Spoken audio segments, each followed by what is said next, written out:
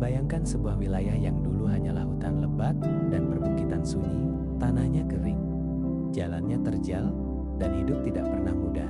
Namun, justru dari tempat inilah lahir masyarakat yang kuat, sabar, dan pantang menyerah. Inilah kisah Wonogiri. Nama Wonogiri berasal dari bahasa Jawa. Wana berarti hutan, dan giri berarti gunung atau bukit. Sebuah nama yang sangat menggambarkan kondisi alamnya sejak ratusan tahun lalu. Wilayah ini dulunya dikenal keras dan sulit ditaklukkan. Bukan hanya oleh alam, tapi juga oleh sejarah. Pada masa kerajaan Mataram Islam, Wonogiri merupakan bagian dari wilayah kekuasaan istana. Namun ketika Mataram pecah dan campur tangan folk semakin kuat, daerah ini berubah menjadi medan perjuangan. Disinilah nama Raden Mas Said muncul dalam lembar sejarah. Raden Mas Said yang kelak dikenal sebagai Mangkunegara menjadikan wilayah Wonogiri sebagai tempat perlindungan dan basis perlawanan. Perbukitan kapur, hutan, dan lembahnya sangat cocok untuk strategi gerilya. Bersama rakyat, ia bertahan dari kejaran pasukan Belanda selama bertahun-tahun.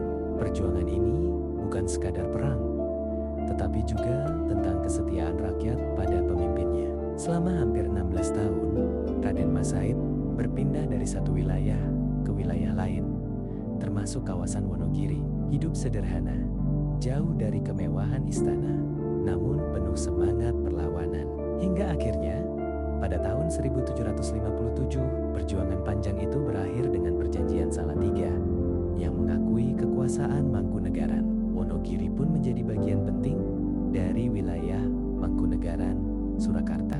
Secara resmi, Kabupaten Wonogiri berdiri pada 19 Mei tahun 1741, tanggal yang kini diperingati sebagai Hari Jadi Wonogiri. Sejak saat itu, wilayah ini terus berkembang. Meski tantangan alam seperti kekeringan dan keterbatasan sumber air masih menjadi bagian dari kehidupan sehari-hari. Memasuki masa modern, perubahan besar terjadi ketika Waduk Gajah Mungkur dibangun pada tahun 1970-an. Waduk ini mengubah wajah Wonogiri. Air yang dulu sulit didapat kini mengalir ke sawah-sawah, menghidupi pertanian, mengendalikan banjir Bengawan Solo, dan menjadi sumber energi serta pariwisata. Namun, lebih dari sekadar pembangunan fisik, kekuatan Wonogiri terletak pada manusianya. Masyarakatnya dikenal ulet, bekerja keras, dan tidak mudah menyerah. Tak heran jika banyak wong Wonogiri merantau dan sukses di berbagai daerah di Indonesia. Dari hutan perbukitan yang sunyi, Wonogiri tumbuh menjadi daerah yang penuh cerita. Cerita tentang perjuangan, kesabaran, dan daya tahan menghadapi keadaan.